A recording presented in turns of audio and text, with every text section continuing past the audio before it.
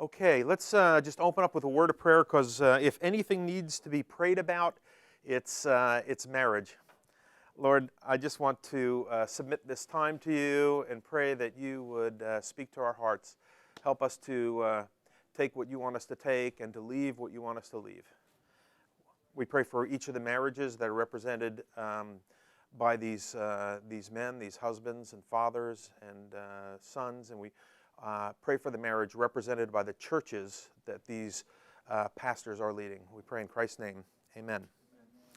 So you heard that statistic in the other room, 2.4 million marriages per year. And where do those marriages take place? In the church. 1.2 million divorces per year. Where are those marriages taking place? Those divorces? In the courts. But the people are in the church. The people are in the church.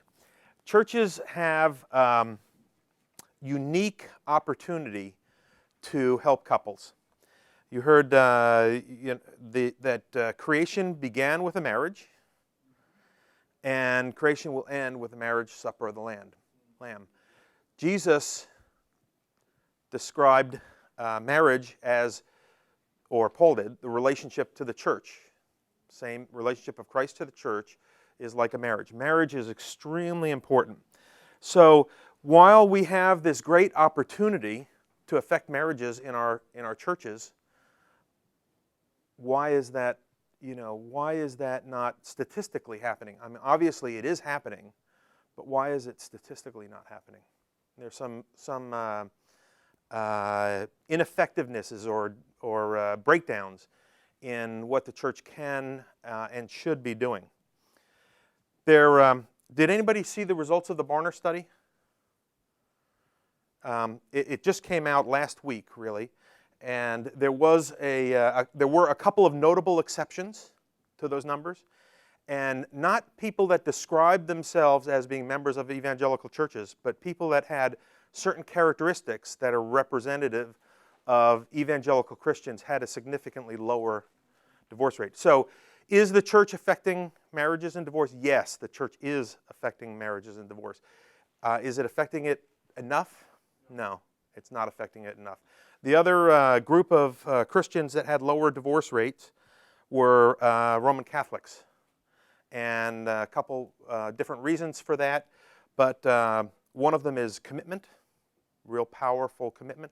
The second reason, which I think is probably more significant, is that in Catholic churches they have very strict, required marriage preparation kind of requirements. And we don't see that in the same kind of way in most Protestant churches. It's increasingly important that churches impact marriages, because extended families are not impacting marriages the way they used to. So really the church is replacing the community and the extended family. So 1.2 million divorces, that's 30,226 in Virginia, all of them married in churches. Jesus said that we're to become one flesh, but our dilemma is, which one? Me. In Ephesians 5, Paul called it a mystery, a great mystery. So what we want to do is look at what are churches doing now in marriage preparation. What's a typical marriage preparation in a church? Marriage counseling, meet with a pastor 3 or 4 or 5 times, maybe meet with a counselor 3 or 4 or 5 times, and we know that's not being real effective. There have been a number of studies. There was a study by UVA, a wonderful Christian guy that indicated, he just passed away recently, young guy, that indicated that some of these things had essentially zero impact on the likelihood that a couple would survive for the long term. We also know that marriage counseling, of all kinds of counseling you can do, marriage counseling has statistically the least impact of any kind of counseling you can get. something like 24% on average. In fact, this one study said that going to a marriage counselor can be hazardous to your health. Now, I'm not talking about necessarily a biblical counselor. I'm talking about just counselors. Oftentimes, counselors are not trained to work with couples. They're trained to work with individuals. And so they can be very effective in dealing with individual issues, not effective in dealing with marriage issues.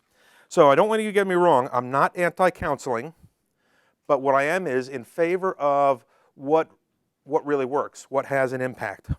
So it sounds like it's doom and gloom, but really there is hope. Churches can do something about it, and that's what we're going to talk about it. The researchers have told us that there are several things that are very effective in terms of helping couples prepare for marriage and stay married. The most effective, from a statistical standpoint, is marriage education. Marriage education is teaching skills. It's teaching people to have realistic expectations,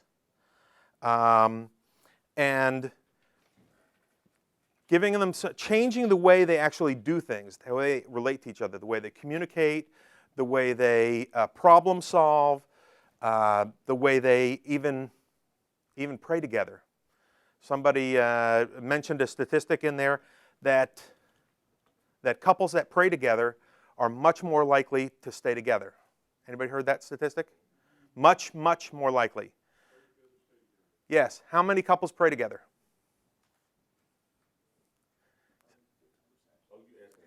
4% in the church.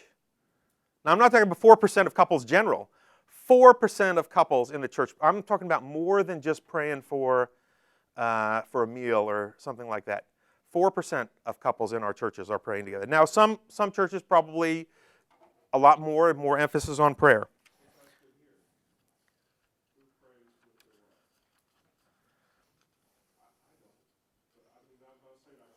Mm-hmm. Yep. So, the churches have people in the churches that are ready to help couples with their marriage. Every church here, most of you are pastors or ministry leaders, right? Raise your hand if you're a pastor or ministry leader. Most of you are pastors and ministry leaders. You have churches you have couples that are mature, relatively, have a relatively good marriage. They've been married for, over 10 years. Somehow they've figured out how to hang in there. Those couples can have an impact on other couples. The problem is they haven't been trained. They haven't been equipped to do that. And so that's what we're going to talk about. Ephesians 4:12 calls us to equip the saints for the work of the ministry. And so that's what we want to do. Marriage has great potential to bring healing into people's lives. I know for me, with my wife, I've been married 29 years. This is our 30th year. We were committed Christians when we married. My wife was a missionary. We loved the Lord with all of our heart. We loved each other.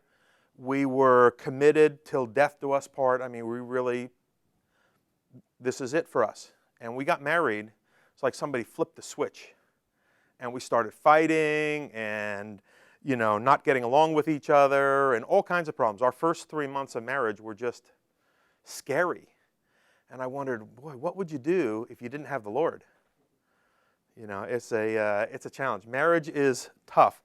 But marriage also is the place where both Diane and I received the greatest healing in our life. We walked through some difficulties together. We stuck with each other. We prayed together. We did ministry together. Marriage was powerful for us.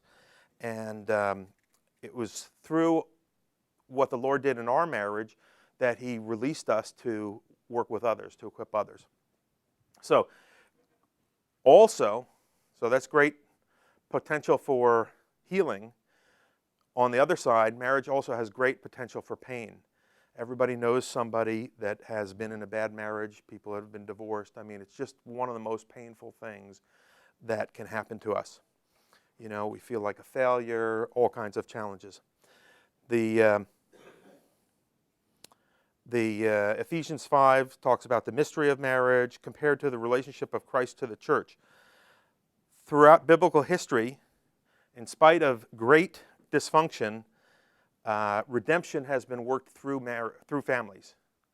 And redemption is being worked through the church family. But there's no easy fix. So, a great church marriage, what are the elements of a great church marriage ministry? I believe there are 4 elements that it takes to have a good marriage ministry in the church. The first element is something that we focus a lot on at First Things First. It's marriage skills education. There are a number of programs out there that are focused on marriage skills. Our favorite one, we call it Romance, Rice, and Reality. It's based on something called Christian Prep. It has a solid research background and has a solid biblical foundation. Now, some people will poo-poo the importance of research. But what does research show us? It shows us that the biblical principles work. Research, should we expect anything different? Research proves that biblical principles work. So that's why we like to do it.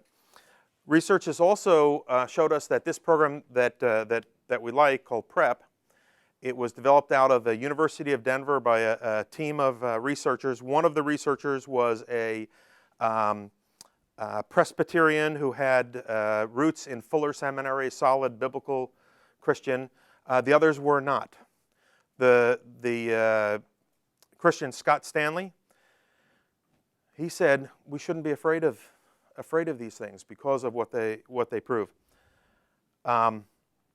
The research also showed us that this program, when taught in churches by either clergy who are not, they're not necessarily clinical social workers, they're not people that are trained just to do this, they're not researchers, and lay people, when it's done by clergy and lay people, it actually is more effective than it was done by the people that developed the program in Denver. So it's a very, very positive thing. I believe this is one of the most effective things that we can do in church, is have a marriage education element. The second element, which is my favorite element, is what the main topic of today, is training marriage mentors. Every church has couples that are ready to do this, but they just haven't been equipped. And we'll talk about that in a little bit. A third element, so it's skills education, a marriage mentoring program, and the marriage mentoring program is using a relationship inventory as a core. So what you do is you help the couple by assessing their relationship, and then you use that assessment to form your program. We'll talk about that in much more detail. The third element is healing. It takes 2 whole people to make a whole one. Oneness is very difficult to achieve if there is tons of emotional baggage that's not been dealt with.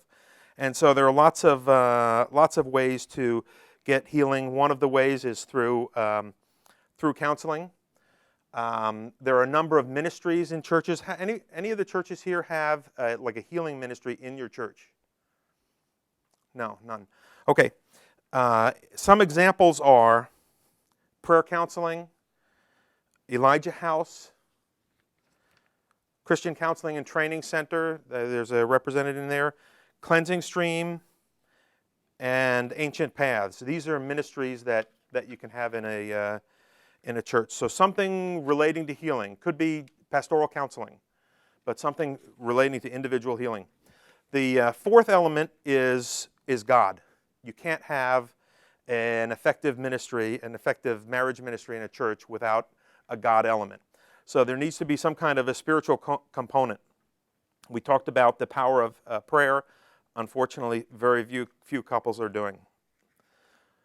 So what I believe is most lacking of all of those things in the churches is skills education and mentoring.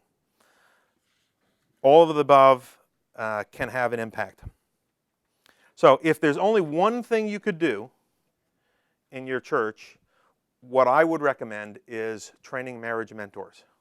And it's fairly simple to do. It's not extremely expensive, and it's very effective. Any of you heard of the ministry Marriage Savers up in Potomac, Maryland? Mike McManus. Mike McManus actually is the one that inspired my wife and I to get into this ministry. I was at a meeting of a bunch of clergy. By the way, I'm on staff part-time at St. Giles Presbyterian Church in Richmond, and also I run First Things First of Greater Richmond. First Things First is the ministry I'm representing right now. But Mike McManus said, the churches have the opportunity but are not doing it in terms of preparing couples. He said that we were marriage or wedding factories. Wedding is a day, and a marriage is a lifetime. But what our emphasis is on is getting people married and not preparing them for marriage. Very inspirational. So we started a marriage mentoring ministry in our church. We started with 2 other couples, and we took a relationship inventory. We each went through the inventory and mentored the other. We had exercises with it. We used something called Prepare and Enrich. The one that you have in front of you is Focus and Refocus. They're essentially effectively the same. Ministry as a couple. For Diane and I, we were doing family ministries already at this time, and we felt God had called us as a couple to strengthen families. Jesus sent his disciples 2 by 2. It's a model of a threefold cord. Now, one of the things that happens when you do marriage mentoring is your own relationship is improved. It's very hard to help a couple with their marriage when your marriage is a mess. Is that right? It's very hard to do. 2 Corinthians 1:4, this is one of my favorite scriptures, talks about comforting others with the comfort which you yourselves have received from God. So to be a marriage mentor, you really can't have a perfect marriage that's never had any difficulties. You have to have a growing marriage that has had some difficulties where God has helped you through it and made you whole as a unit. 1 Thessalonians 2:8, longing for you, we were pleased to impart to you not only the gospel but our own lives. So marriage mentors are essentially imparting their own lives to the couple that they're working with. So yes, they're doing counseling. Yes, they have an assessment with a relationship inventory. Yes, they're teaching them skills, but they're also imparting their own lives. And one of the things that's really great about that is sometimes couples come to be married in the church, don't have that close a tie to the church. I know in our church, a lot of people that get married are children of members. They may have grown up in the church, but they sort of lost connection, but they're going to get married in the church. Well, what happens is through the mentoring, they create a relationship with the mentoring couple. They're in their house. Mentors are sharing their lives with them.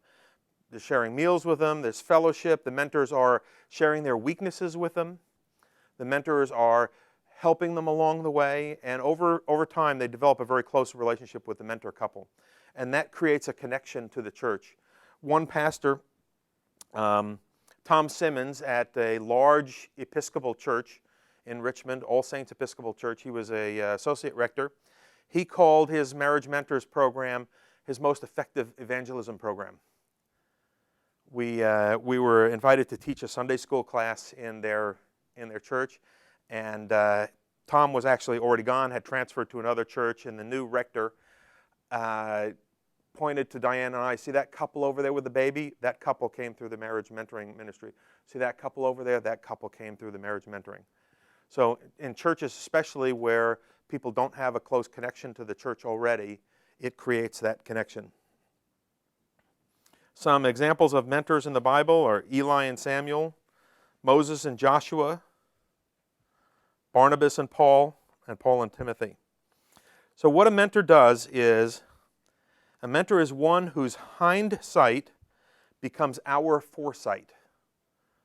A mentor is one whose hindsight becomes our foresight. So, Couple comes to marriage.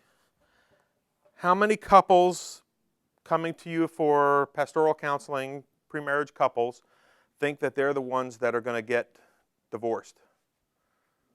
None. Zero. What percentage of them are likely to get divorced sometime in their life? About 50%, 40 to 50% is the current statistic.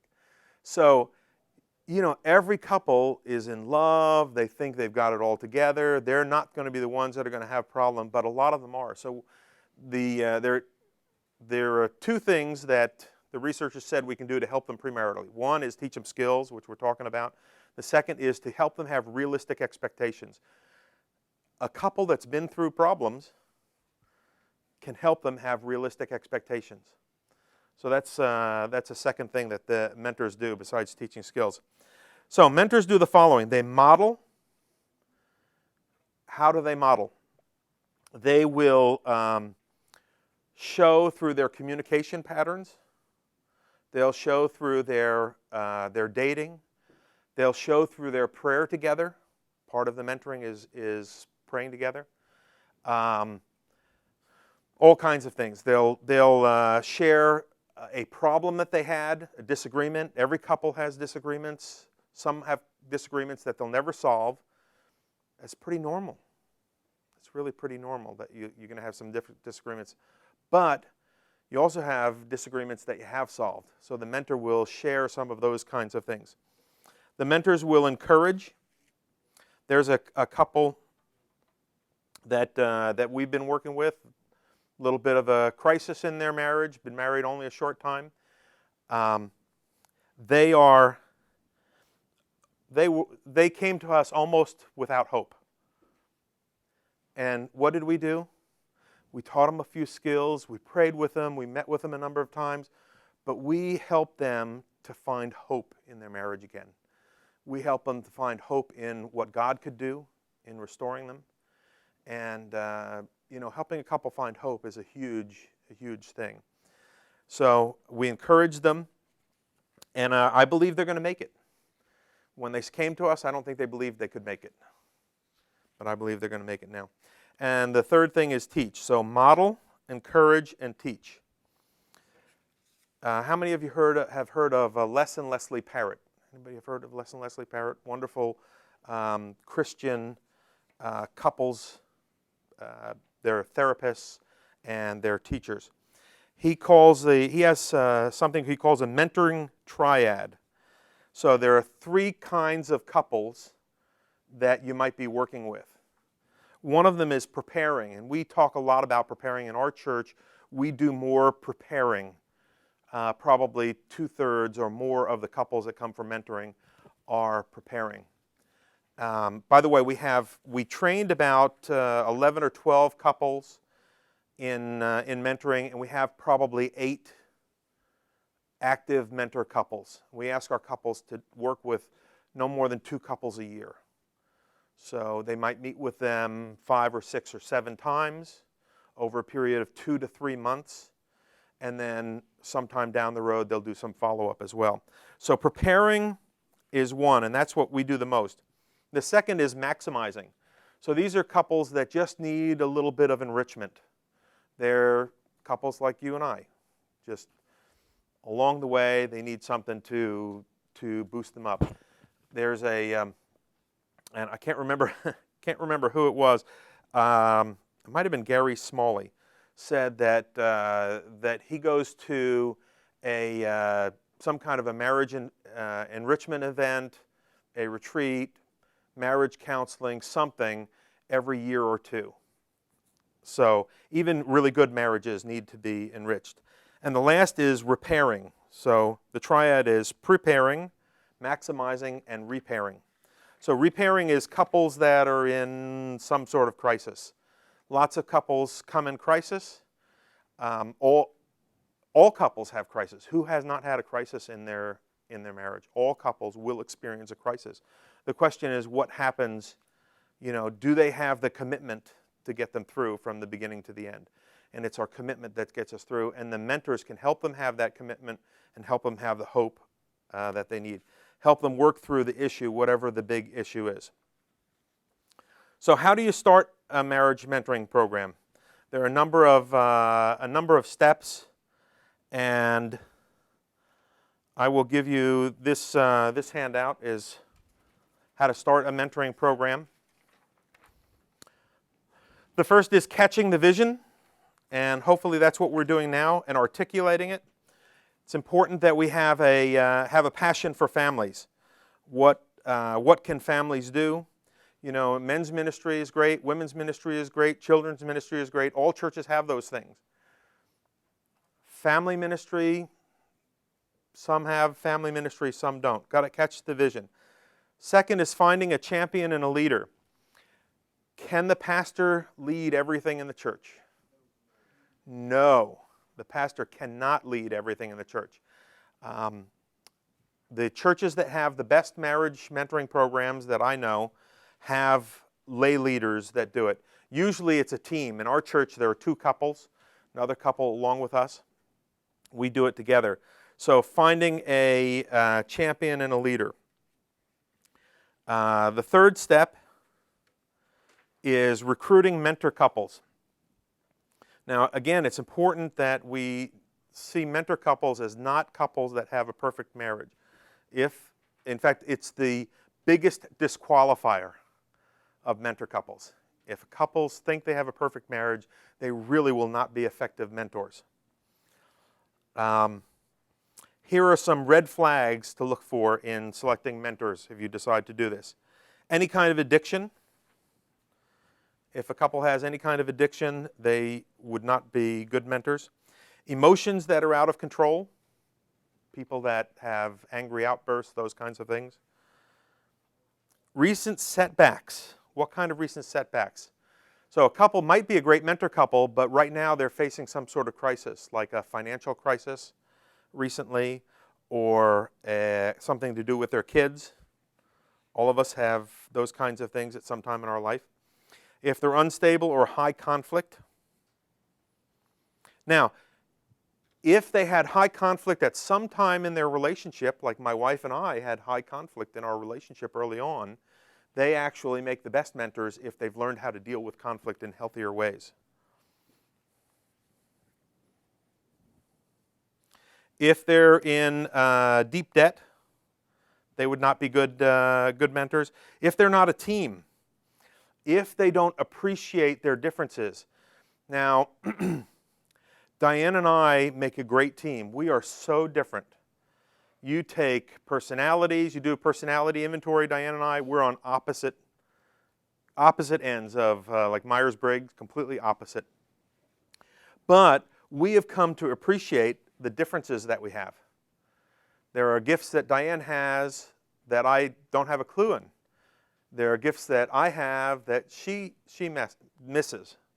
And so we work well as a team, and we've learned to respect each other, and so we work together. Pessimistic. If a couple is very pessimistic, they would not make good mentors. And if they're not living by biblical principles. So, let's see. What I want to do is look at this relationship inventory. Focus. Everybody has a focus relationship inventory.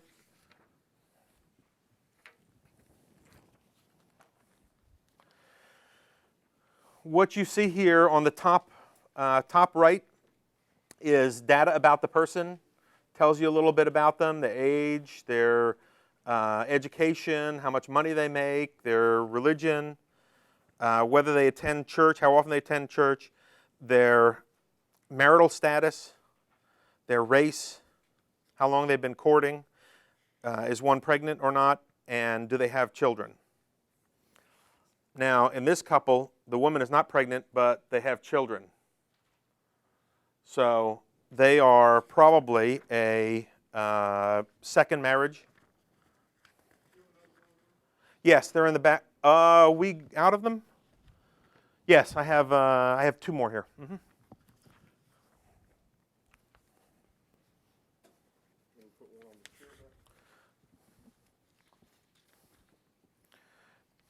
This also is a cohabiting couple.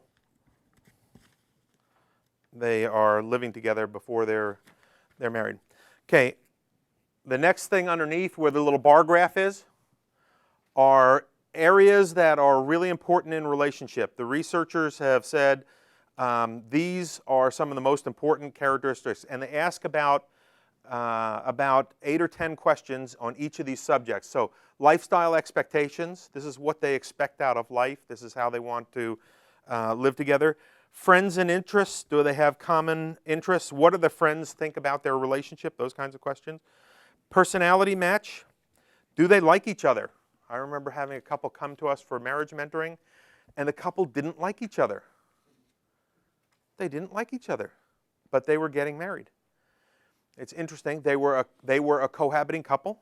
They were a couple that had bought a house together and were living together. They came to us for marriage because the parent of one of them was in the church. They were longtime members of the church. And so we worked with the couple, did a lot of stuff that it seems like they were kind of getting married because everybody expected them to get married, not because they really wanted to. And that's one of the problems with cohabiting couples. You know that, of course, living together outside of marriage, there's a biblical principle there, right? What's the biblical principle? Don't do it. You know, sex is for your husband and wife. What do the researchers tell us? Couples that cohabit have a much higher divorce rate. They have less satisfying sex than couples that have not cohabited before they were married. All kinds of negative things, really, the researchers are proving out with a biblical principle. Personality match, how do we get off on that? Personal issues, you know, do they take care of themselves? Are there things that drive you crazy about the person? The next couple are skills, communication skills. You know, how good a listener are they? How assertive are they? The Bible tells us, speak the truth in love.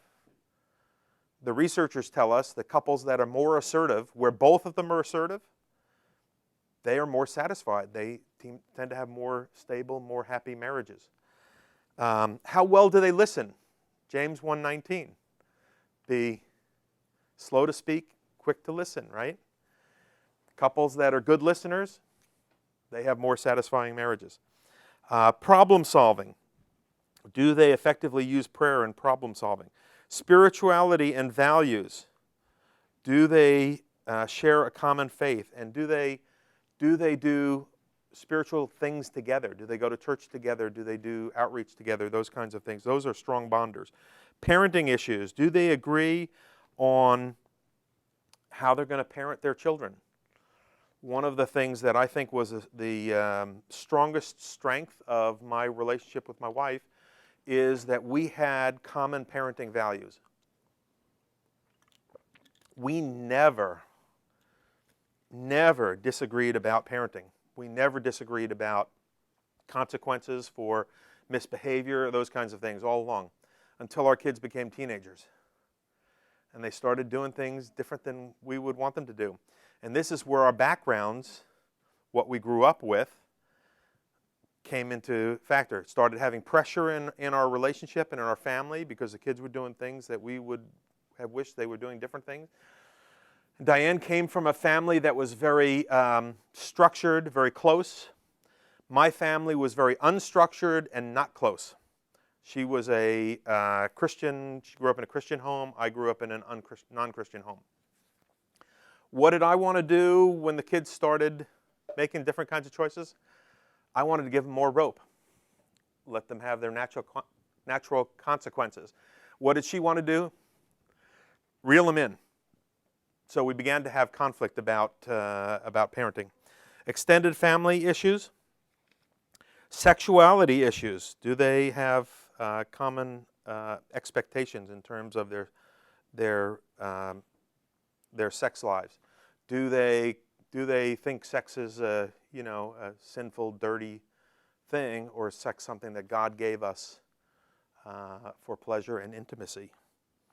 Financial issues. Do they come in with huge amounts of debts? Tons of couples come in with huge amounts of debts.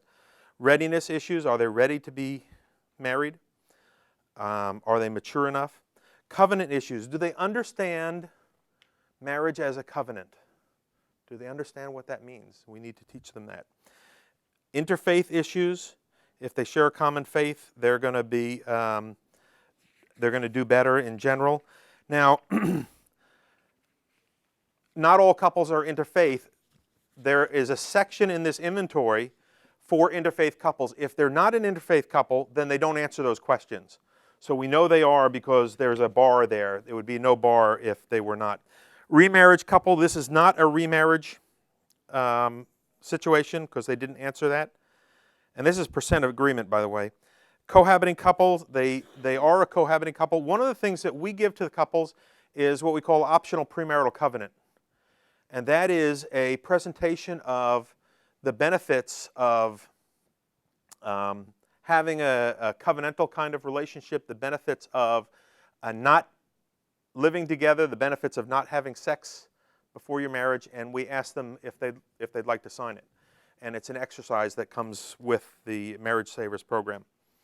We had a couple that was living together, my wife and I, that we worked with. What percentage of couples are living together before they married, do you think? Anybody have an idea? Average? 50, 60%. 50 or 60%. And a lot, even in some churches, some good churches. Now, do you know it? Sometimes you know it, but a lot of times you don't know it because the couples will tell the pastors what they think the pastor wants to hear.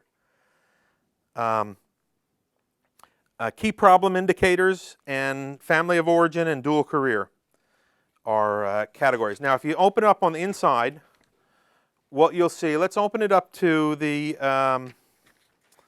what's listed as page 4. Everybody have page 4?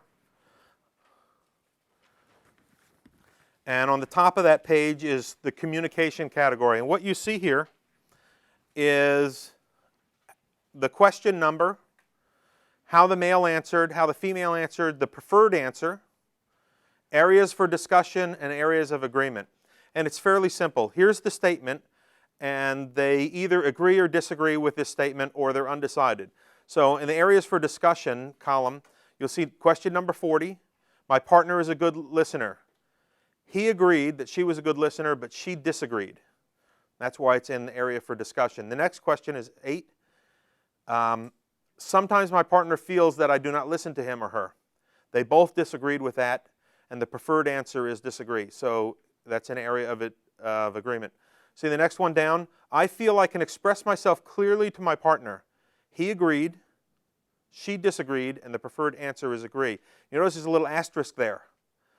I feel I can express myself clearly to my partner. That's because that's a key problem indicator. Of all the questions on communication, that one, and if you go down to question number 93, I find it difficult to say I'm sorry to my partner, even when I'm wrong. So those two are key problem indicators. So you'll see the statements, and you use this when you're doing your marriage mentoring, marriage counseling with them. This is for premarital couples. It's called FOCUS, Facilitating Open Couple Communication, Understanding and Study. Refocus is for enrichment. It's very similar, but instead of being sent off for computer scoring, there are 5 of them, and it's self-scoring. And the way it works is one member answers the question, they fold it over so the other member can't see it, and then they answer it, and then they compare the answers. So that's for enrichment. So that's the relationship inventory. You also have exercises that the couple uses with the inventory. And these exercises are produced by Marriage Savers. We mentioned Mike and Harriet McManus. Before you tie the knot, let us show you the ropes. Marriage Mentors Facilitators Handbook. Inside of it are instructions for mentors, the first half, and the second half is full of exercises that you can photocopy. So once you get this in your training as a mentor or as a counselor or a clergy, you can copy the exercises. One of my favorite exercises is exercise 6, family communication background. So where do we learn our couple skills? We learn it from our family of origin. And whether your parents are married or divorced or what, you learn it from the home that you grew up in. So here's some things that we ask them to consider and then share with each other. When conflicts arose in my family between my father and mother, my father would blank, my mother would blank, and I would blank. Right? So in my family, my mother would explode, my father would leave the room, and I would hide. That was my sort of pattern. So did I see good communication growing up? No, I didn't see good communication growing up. When conflicts arose between my parents and me or other siblings, my father would, my mother would, and I would. So it's not only conflicts between them, but conflicts within the family. And there are lots of different exercises. There's a track your spending for a week. There's a budget and a recommended, actually I think it comes from Crown Financial with suggested percentages for various categories and budgets. There's a problem-solving model. There's mutual support. There's all kinds of exercises. So you have the relationship inventory and the exercises. Let's stop, pause for a minute, and give you a chance to answer some questions. And I have a video. We're going to show a video of a couple actually doing mentoring using the relationship inventory. So questions so far on what we're talking about with mentors? On this material, on the focus, Mm-hmm. it's not a curriculum. There's a guideline that we can get. Is it through the internet? Is it? Focus is a relationship inventory, and you can only get it by going through the training. There are a number of people that are qualified trainers. I don't know who in Fredericksburg does it. In Richmond, Diana and I do it for the First Things First, but there are other places you can get trained. You can also get trained at the National Marriage Savers, Smart Marriages Conference. Happens once a year in different places. This year it's in San Francisco. So you get trained on the inventory. How you use the inventory, if you're using it kind of in a counseling setting, that gives you that. The Focus Facilitator's Manual gives you that. If you're using it in a mentoring kind of situation and you want to use the exercises, that comes with the Marriage Savers Manual. When we do the training, we always package it together. So you get the Facilitator's Manual, you get a refocus, and everybody that goes through the training actually does the refocus. They actually take the inventory with their spouse, and we help them go through it. You also get the Facilitator's Manual that has step-by-step. Session 1, do this, say this, do these exercises, and in the back it's full of the exercises. So it comes together. And I think I gave you did I give you starting a mentoring program? Okay. I'll give you another sheet that talks about the training that we do. Mm-hmm. Typically, that's a great question. How long does the training take? Typically, we have done it in an all-day Saturday kind of thing, but it's really not best that way. We like to do it 4 evenings a week apart. So the last time we did it was at New Hanover Presbyterian Church. We had 4 churches that were in the training. So New Hanover had like 4 couples they wanted to train, and they were hosting it. And then we got other couples from other churches that came in on the training. So that was 4 Sunday evenings. And in between, we'll give the couple, and we like the clergy to come as a couple if they are willing to. Sometimes they just come, just the pastor comes. They don't come as a couple. We had the 4 churches. There were 3 senior pastors amongst that group, 2 of the pastors brought their spouses. The 3rd pastor did not bring their spouse. Why do we like them to bring their spouse?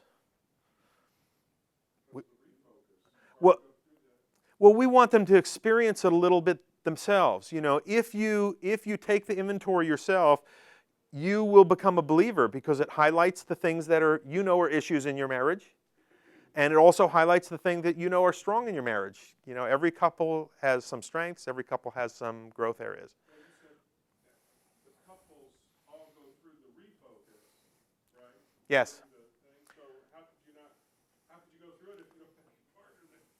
Yeah. Well, like I said, I mean, they can learn how to use refocus without actually going through it. But we also have them, over the period of 4 weeks, we have them do some exercises in the class. These are the same exercises they're going to use with their couples.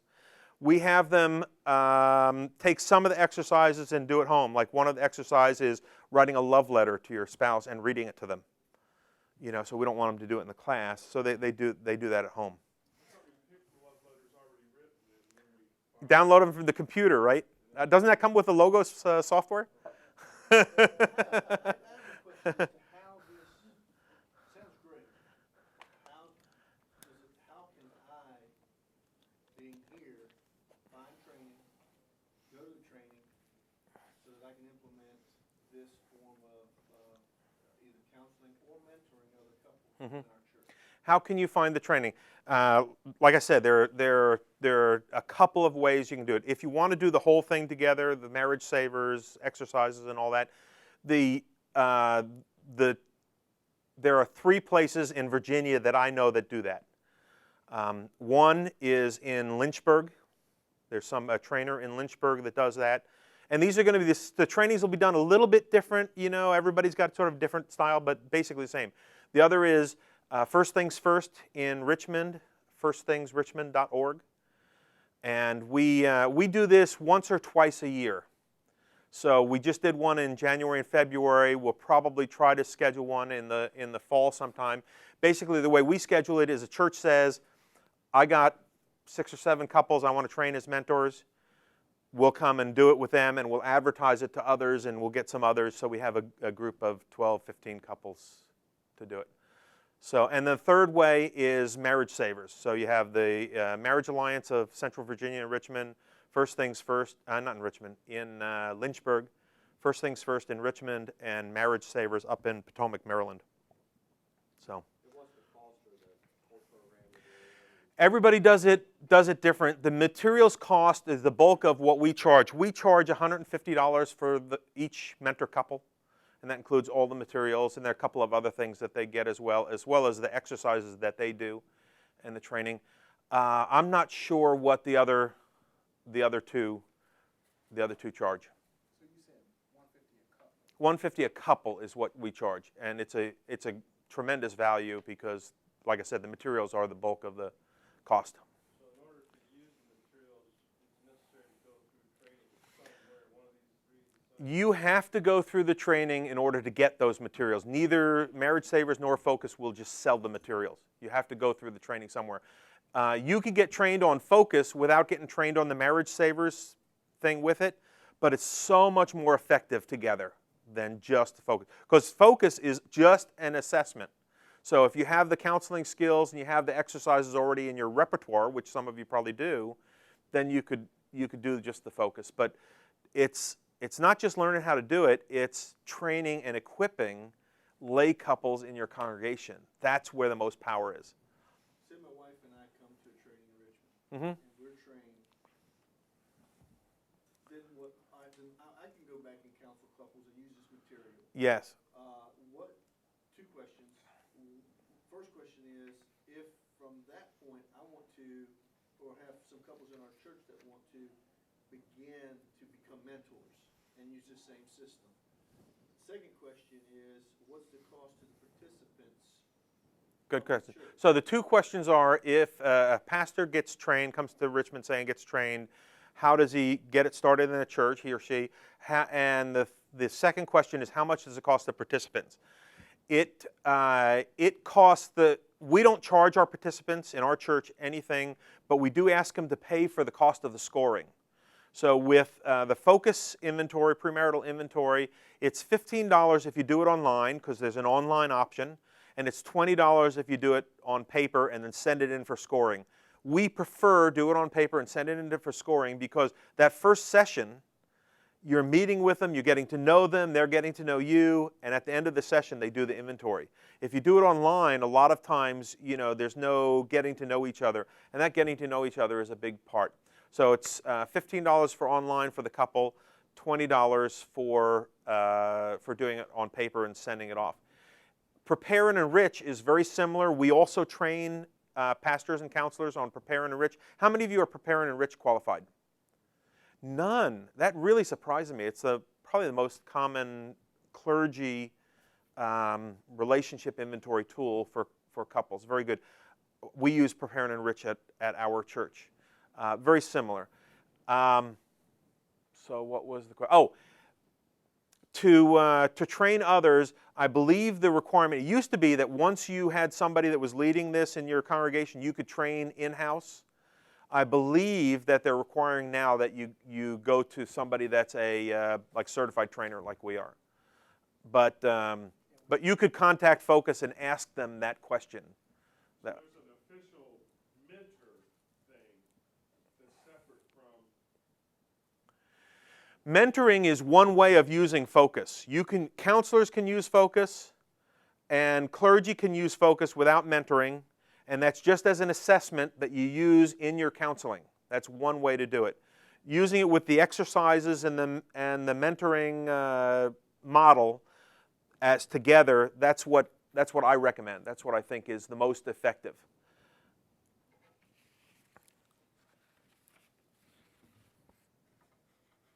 Okay. Any other questions? Another question. Where do you place sex education or premarital counseling? What difference does it make for marriage? Say that again. Where do you place education to yet to be couples? Mm-hmm. What others call pre-counseling? Mm-hmm. And does it have any impact on marriage? What's the the impact of the question is what is the impact on premarital education and premarital education or mentoring?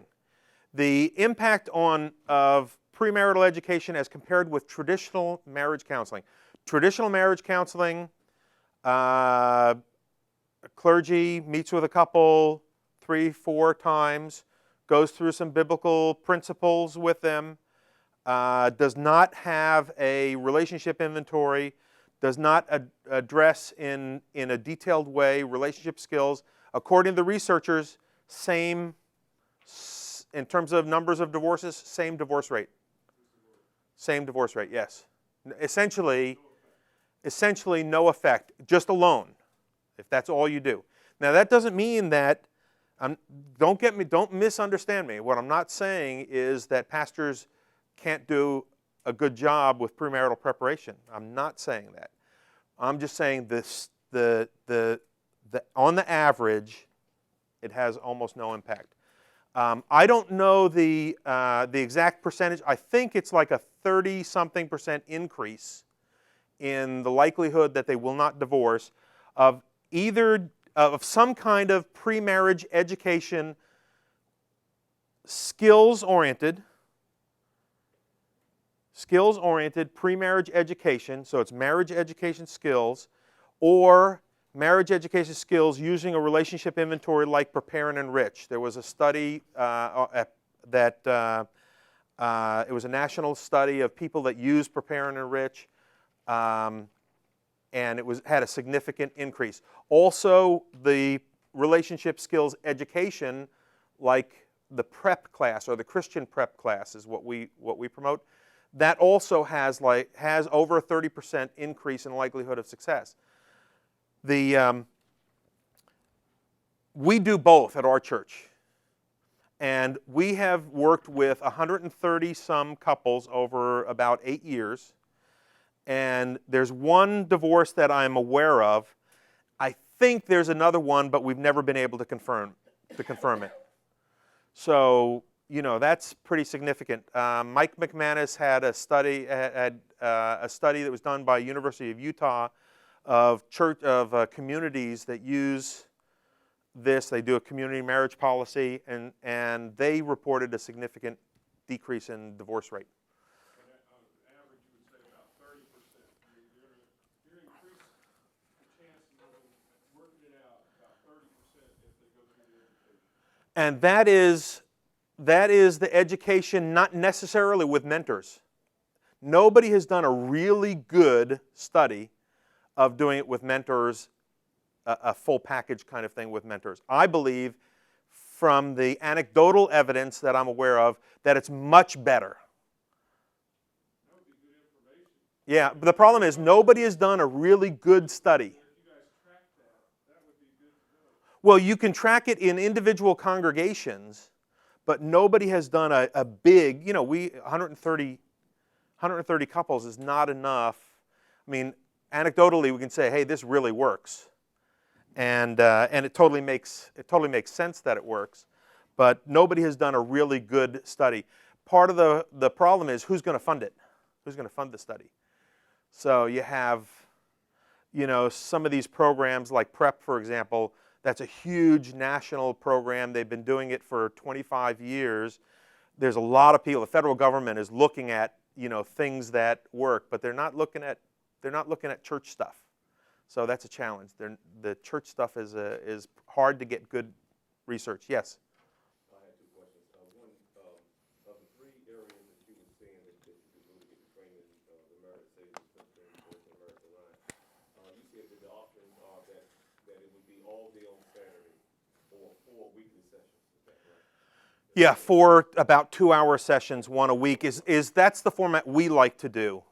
Typically, Marriage Savers does it in a 1-day thing, and I think so does Marriage Alliance of Central Virginia. It's sort of easier to do. I'm sorry? And if it's all day, it would be on a Saturday. Right, Well, it depends on, it depends on where you get it. If you go to San Francisco during Smart Marriages, they'll have a after the post-conference session for being certified in those programs. You can get trained in it. And 150 is about a ballpark figure. That's what we charge at First Things First. But the other two may be different in cost. The other two may be different. Smart Marriages charges $150 per day, but then you have to pay more if you have 2 people doing it. So where we charge $150 for the mentor couple, because we just believe that doing it as a couple is just so much more effective. I have a different perspective of what men and women are supposed to be doing. My wife has a different perspective. Together, I think we have a much better perspective than either of us has individually. Now, is this an ongoing thing? Once you, in other words, now that I understand better what this is all about, what's the how close is this to like the family life home builders? Family Life Home Builders studies are really good. Typically, those are enrichment kind of studies. Yeah, we recommend it. We have them in our resource center that we loan. We've used them in our church. Those are great resources for enrichment. They're less skills oriented than what I'm talking about. What I'm talking about are real practical skills, especially the class one. If you take the class, we call it Romance, Rice, and Reality, and on our table there's information about it. And I have a sample of the couples manual. If you do a 12-hour program, we use a couples manual. If you do an 8-hour program, there's a couples notebook that we use. It's skills oriented. So I like. What I think is missing in the church is education, skills education, and mentoring, relationship building. Okay.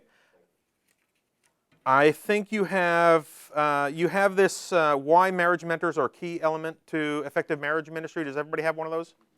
Okay. Just a couple of things. How much time as pastors, how much time do you spend doing marriage counseling? Just total marriage counseling How much of your time is it? Is it take up a significant amount of your time? Very little anymore. You refer them to counselors. Mm-hmm. Mm-hmm. Mm-hmm. Mm-hmm. How about some of you others?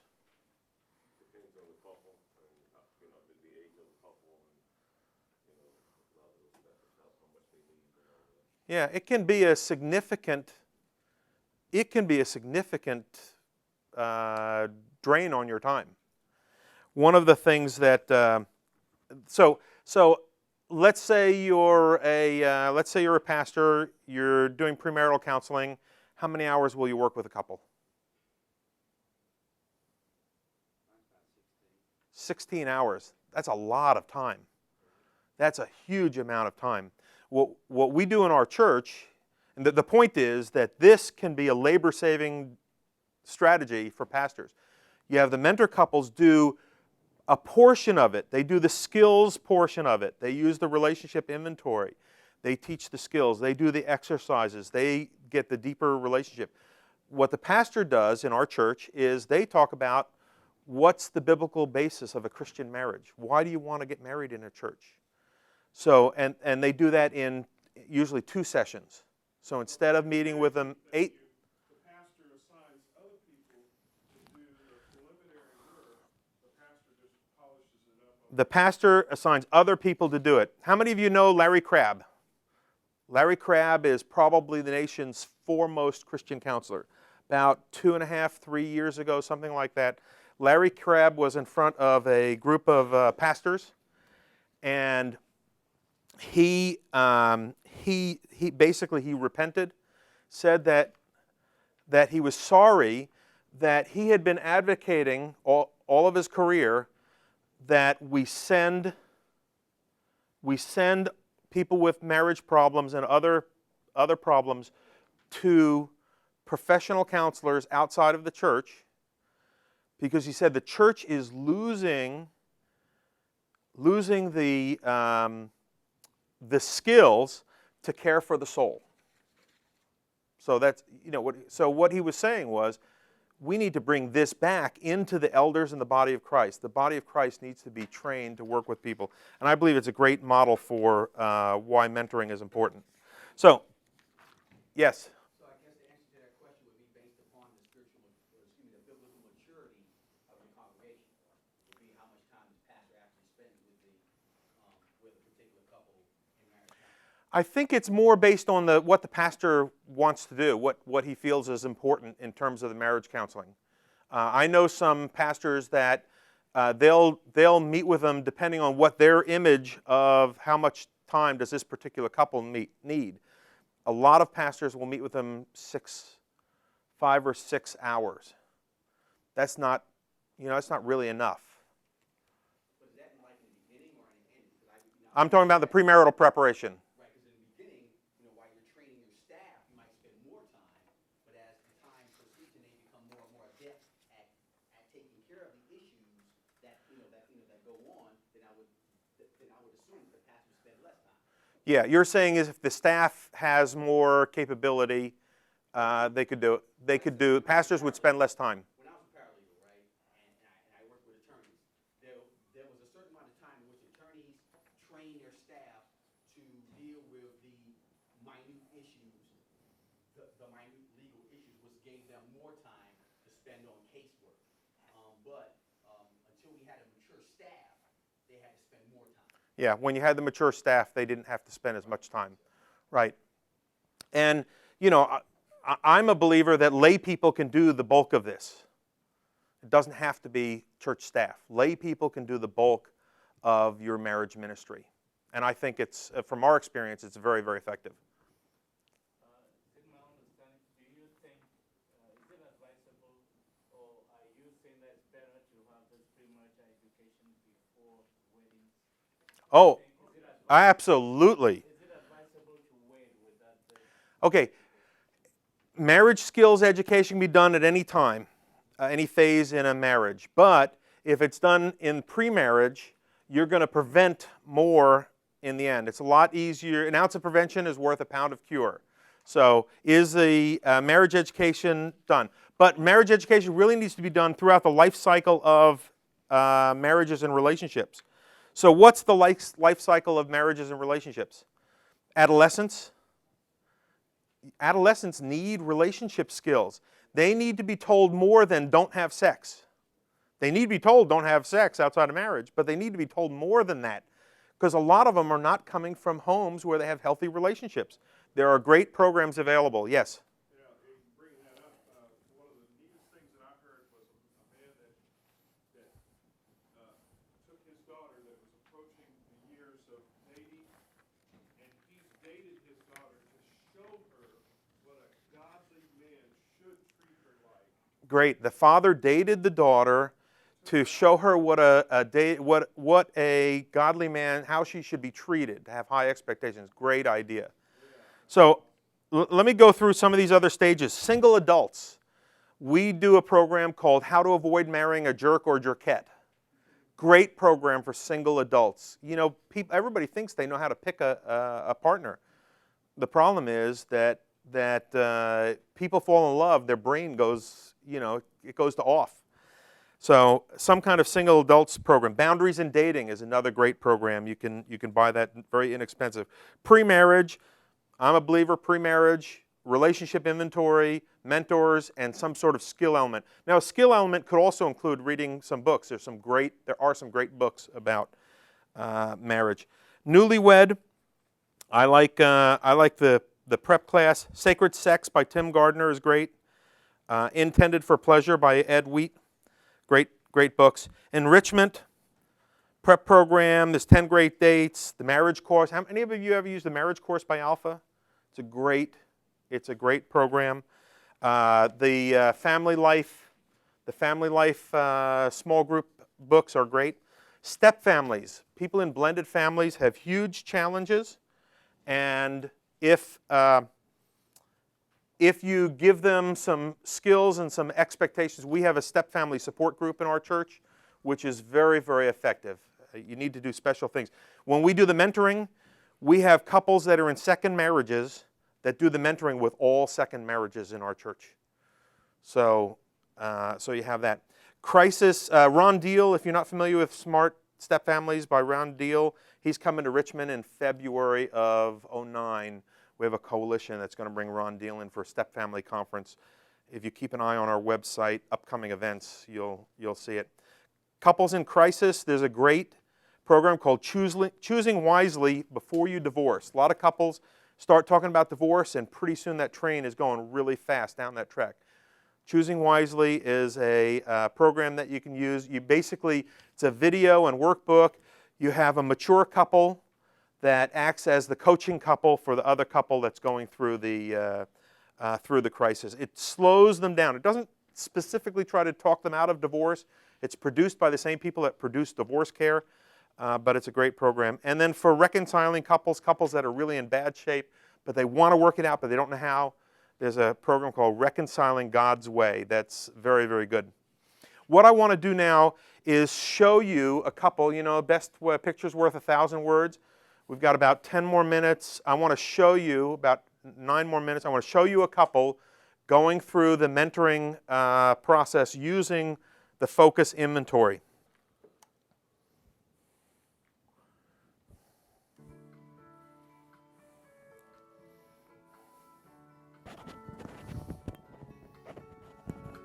And then we'll close with questions. Nikki and Chuck, it's nice to meet you, and I'm glad that we could get together with you. How did you like the inventory, the focus inventory that you took? A lot of questions. A lot of questions. Little nervous. Did it bring out a lot of discussion for you? It did. It's you don't think about these things on a day-to-day basis. Yeah, it did touch on a lot of things that we haven't really touched on, so I kind of think it was a good thing for us to at least go over. I couldn't remember all of them when we decided to talk about it on the way home, but...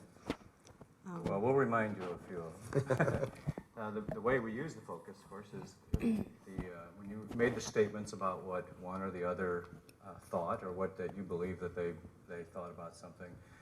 Basically, we take those, and any place where you might have thought differently, we'll have you discuss those things. Or if you're uncertain what one or the other is thinking or believing about a particular aspect of marriage, it's our job to facilitate your discussion in that. And it's much better to talk about these things before you get married than it is after. And so Kathy and I will just help you through that discussion. And what you say here is very confidential. It's just between the four of us, and we don't talk to anyone about it. The important thing is that you're very honest with each other, and then going into the marriage, there won't be any surprises in certain areas. Did you have anything else to say, Kathy? Well, I just wanted to know if you understood that it's broken down into different categories, you know, like family, sexuality, communication, and all the different areas, and that we'll be going through them singly with you, the ones that were red flagged, so to speak. And it basically breaks it down by compatibility? Is that how it does it? Compatibility is actually one of the categories, but there's many others. You know, you come from different homes with different styles. You are different styles just because you're unique, and so some of those things, they'll be your greatest asset in a marriage, but they can be your greatest curse if you don't understand it and know what you're going and expecting to start with. And so, so basically, we just want you to understand where you both are before you go into the marriage. And so based on what you put down, we'll bring some of those things up and have you talk about them. Okay?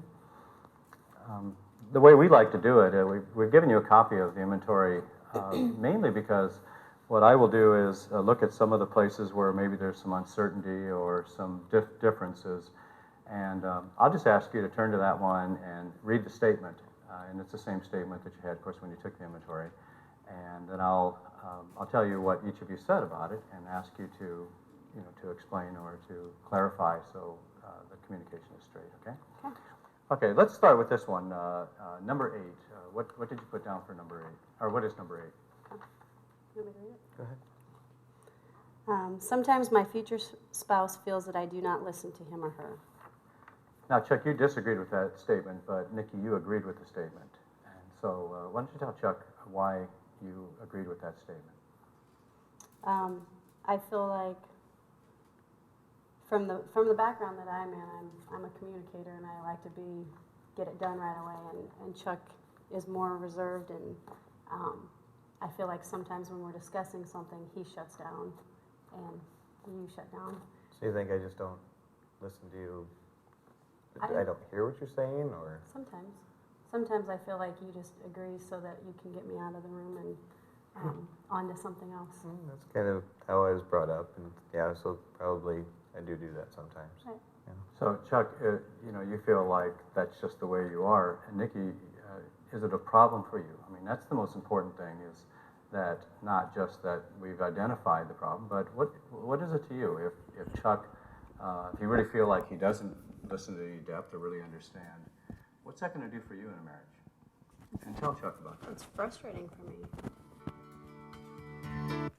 Okay, so what you saw was just them dealing with one question. Did that look like that was real comfortable for them? It was a little bit uncomfortable, wasn't it? But it created a safe place for her to tell him,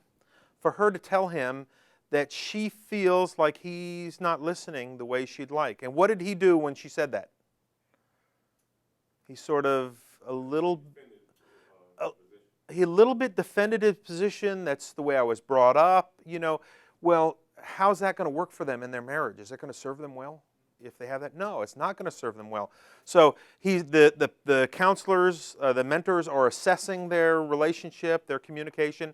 They're using that to guide what the next question is. And with the for each one of those statements, you know, I feel like my partner listens well would be a statement. There are follow-on questions, how important that is to you, those kinds of things. So it really tells you how to use it. So back to the beginning. Marriage is important to God. God is a three-chord relationship. Each relationship that we represent is with God in the center, is a three-chord relationship. The church is uniquely capable of helping to strengthen marriage. Marriage mentors and marriage education is the most effective way to help marriages thrive and to be a great testimony for God's kingdom. How powerful is it when couples have great relationships? Very, very powerful. So, creation began with marriage. Creation will end with the marriage supper of the Lamb. It's important to God. It should be important to us, and we should be looking for effective ways that we can strengthen marriages in our churches. I appreciate your time. Let me just close with a word of prayer. Lord, thank you for this group of leaders and clergy. Lord, thank you for those that have effective ministries and are doing things that are really working in their churches. I pray, Lord, that you would multiply them in their communities so that they can be a beacon and a lighthouse to their community. Lord, for those that don't have effective ministries in their churches, I pray, Lord, that you will help them to catch the vision for it, to not just know that they should do something, but to actually take some steps to move ahead and do something that's effective. Lord, I pray that you'd create networking opportunities amongst this group of pastors and other pastors and communities so that they could share resources, that if one is doing a marriage strengthening event, that others would join in. Lord, I pray that you would strengthen us for the work that's at hand. It's not easy. We know, Lord, that it's on your heart and that you will make a way. We pray these things in Jesus' name. Amen. Thank you, everybody, for coming, and I'll be here for questions if you'd like to ask.